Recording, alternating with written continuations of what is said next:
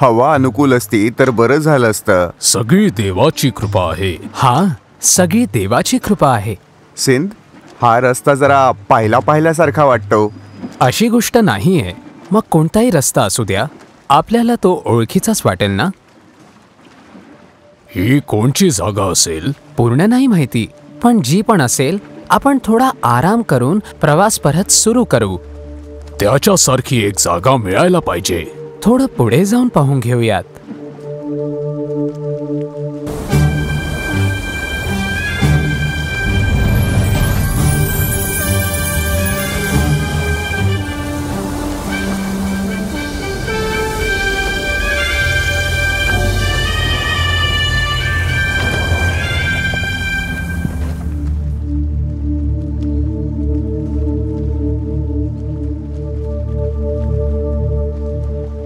या समुद्राच्या आतमध्ये किती चमत्कार असतील.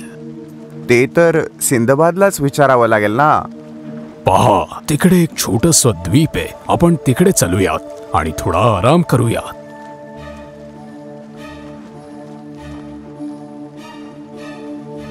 असं वाटतंय की या द्वीपवर कोणी नाही राहत. मग तर कोणाच्या त्रासाशिवायच आराम करू शकतो.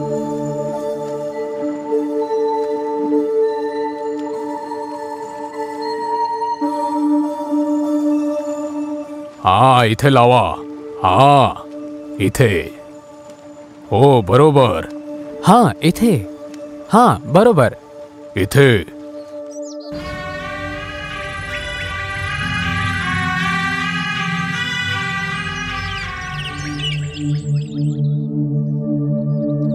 हा. अशा प्रकारे सिंदबाद आणि त्याचे साथीदार निर्जन ठिकाणी पोहोचले. तिथे साप, मोठे पक्षी आणि मोठी झाडं यांनी त्यांना हैराण केलं.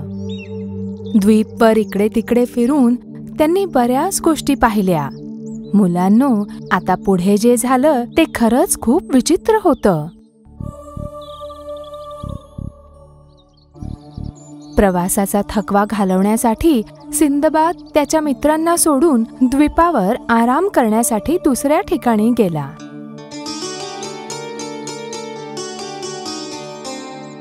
सिंदबाद खूप गाढ झोपला. तो दुसऱ्या दिवशी सकाळी उठला. सिंदबाद चिंतित झाला. हा, सगळे सौदागर चालले गेले. तो समुद्राकडे धावला. हे हे, मी इथे एकटा राहून गेलोय. मला पण बरोबर घेऊन चला. मी इकडे एकटा आहे. हे हे. अशा प्रकारे सिंदबाद द्वीपावर एकटाच राहिला. मित्रांनो, आता गोष्ट कुठे पुढे जाते हे सिंदबाद तुम्हाला स्वतः सांगेल. हे कसे लोक आहे? मला एकटं सोडून चालले गेले. अरे देवा, मी आता काय करू? हा, हे काय दुर्भाग्य आहे. मग त्या दिवशी मी त्या द्वीपवर एकटा राहून गेलो. पुढे जाताना एक असाधारण वस्तू पाहून मी घाबरून गेलो. अंड्यासारखी एक मोठी मोठी गोष्ट मी तिथे पाहिली. त्याची उंची आणि रुंदी खूप जास्त होती. ते माझ्या डोळ्यात समाविष्टच नव्हतं होत. मी त्याचा चक्कर लावला. एकदा हात लावून पाहिलं तर काहीच समजलं नाही. आणि एकदमच चारी बाजूला अंधार पसरला. मी खूप घाबरलो आणि वरती पाहिलं. वरतून एक मोठा पक्षी पंख पसरून आवाज करता माझ्या जवळ येत होता.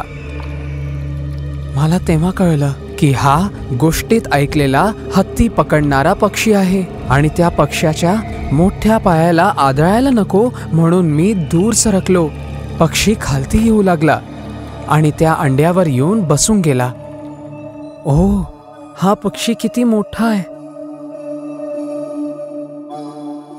हत्ती पकडणाऱ्या पक्षीचा पाय बघून मला एक युक्ती सुचली. वाचण्याचा एक मार्ग.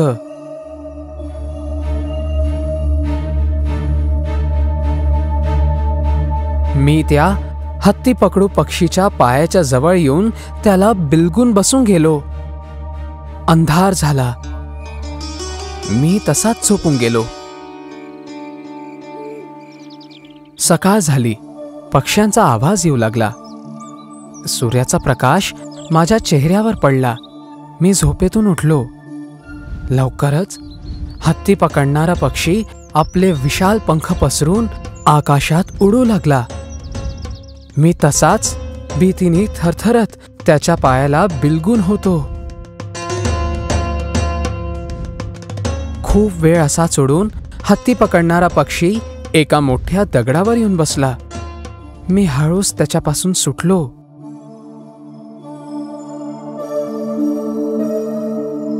हत्ती पकडू पक्षीने चारी बाजूला बघितलं. मधून मधून खालती चोच मारू लागला.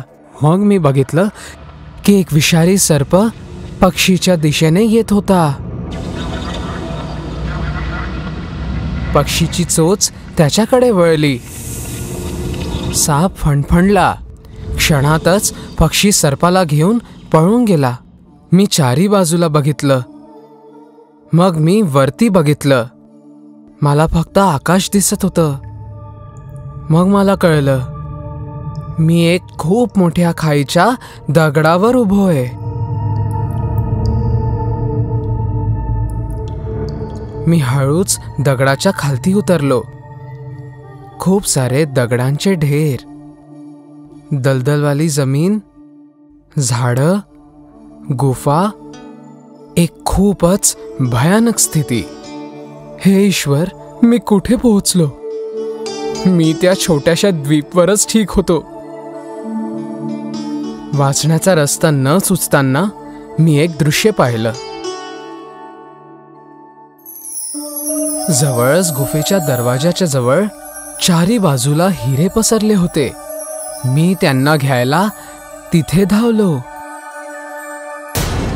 अचानक एक विषारी सर्प माझ्याकडे गुफेतून आला. मी खूप घाबरलो.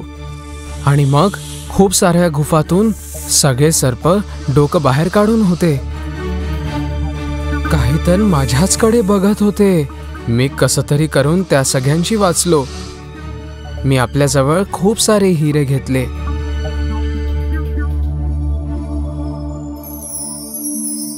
मी गुफेतून बाहेर निघालो. अंधार व्हायला लागला. कसं तरी करून मला त्या खाईशी वाचायचं होतं. आणि मग मला बिना सर्पांची गुफा माझ्या नजरेत आली. मी त्याच्यात घुसून लपून गेलो. एका दगडाने गुफेचं द्वार बंद करून मी झोपून गेलो. उठून मला लक्षात आलं की मी जिवंत आहे.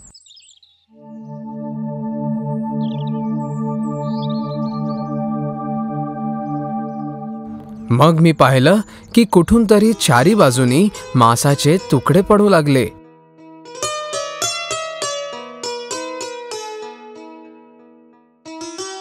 मांसचे तुकडे फेकण्याने त्याच्यावर हिरे चिपकून जातील आणि त्यांना घेऊन उडणाऱ्या पक्ष्यांना गोळी मारून त्यांच्याकडून हिरे घेणं हाच व्यापाऱ्यांचा उपाय होता. तेव्हाच मला एक युक्ती सुचली.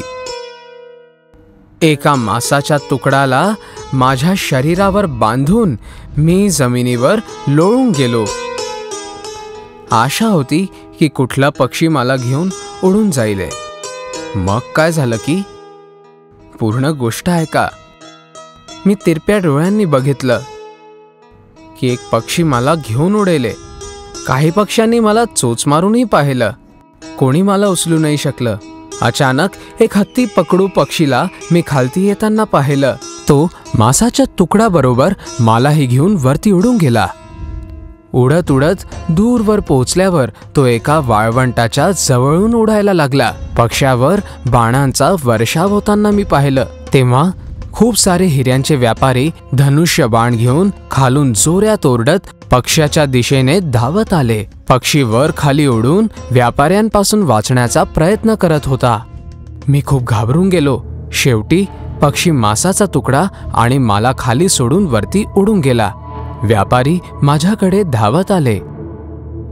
मग झालं असं की व्यापाऱ्याच्या मोरक्याला माझ्याकडे पाहून खूप राग आला. हिऱ्याची अपेक्षा करत तो फक्त मलाच पाहू शकला. जेही झालं ते मी सगळं त्याला सांगितलं आणि माझ्याकडे असलेले हिरे मी सगळे त्याला देऊन दिले. त्याला हे खूप आवडलं. आणि त्यांनी मला मुक्त केलं. ते मला त्यांच्या तंबूमध्ये घेऊन गेले. स्वादिष्ट मेजवानी देऊन माझं स्वागत केलं. बाकी उरलेले हिरे विकून मी खूप सारे पैसे कमावले. त्यावेळी बगदादला जाणारी एक नाव तिथे पोहोचली.